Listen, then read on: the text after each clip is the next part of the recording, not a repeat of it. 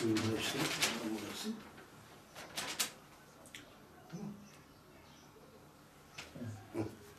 Yani zaten gözlerini görüyorsun. Kocaman olmuş. Göz tansiyonları çünkü yüksek.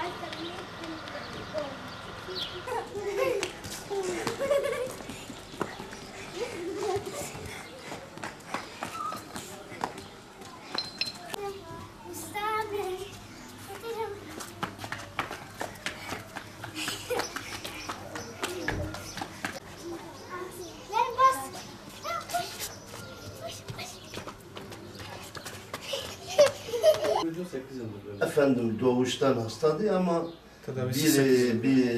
birkaç seneden beri görüldü ama 8 senedir onu tedavi ediyoruz.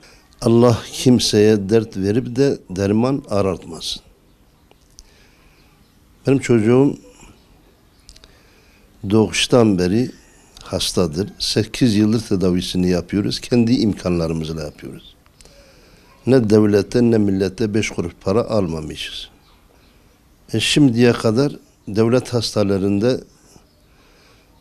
Batman Bölge Hastanesi Diyarbakır'da İstanbul'a, Çapa, Cerrahpaşa, Samata birkaç hastaneden kendi imkanlarımızla onu tedavi ettik. Ama şimdi özel hastanelerde tedavisi olması lazım. 125.000 TL bizden istiyorlar. İmkanımız yok. Ben engelli bir insanım, engelliyim. Engelli maaşı alıyorum. Kalabalık ailem var, çocuklarım, 14 nüfusa bakıyorum. Kendi imkanlarımla. Onun için Sayın Cumhurbaşkanımızdan, Başbakanımızdan, Sağlık Bakanımızdan ve yetkililerden çocuğumun tedavi olmasını istiyorum. Ben kimseden para istemiyorum, dilenci değilim.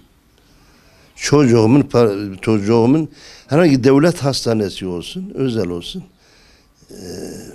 onu tedavi etmek benim imkanımın dışındadır.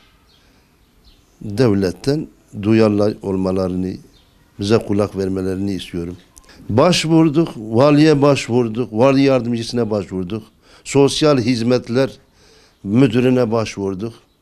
Devlete, resmi kurumları her yere başvuruyoruz. Ama bir netice yok.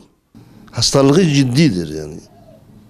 Ama biz yani bizim yapacak bir şeyimiz yok yani. Eğer benim imkanım olsaydı ben ne devlete yük olurdum ne de millete yük olurdum. Şu anda tedavisi olmasa günden güne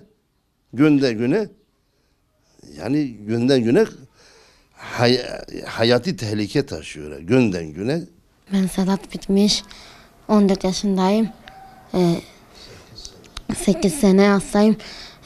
Bir sene İstanbul'a gidip geliyorum tedavi olmak için. İyileşemedim. İyileşmek istiyorum ve dışarı çıkıp oynamak istiyorum. Bir an önce 2 seneliğine tedavi olup iyileşmek istiyorum ve de dışarı çıkmak istiyorum. Serbest olmak istiyorum.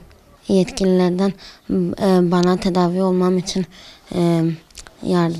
istek istiyorum ve onlardan yardım bekliyoruz.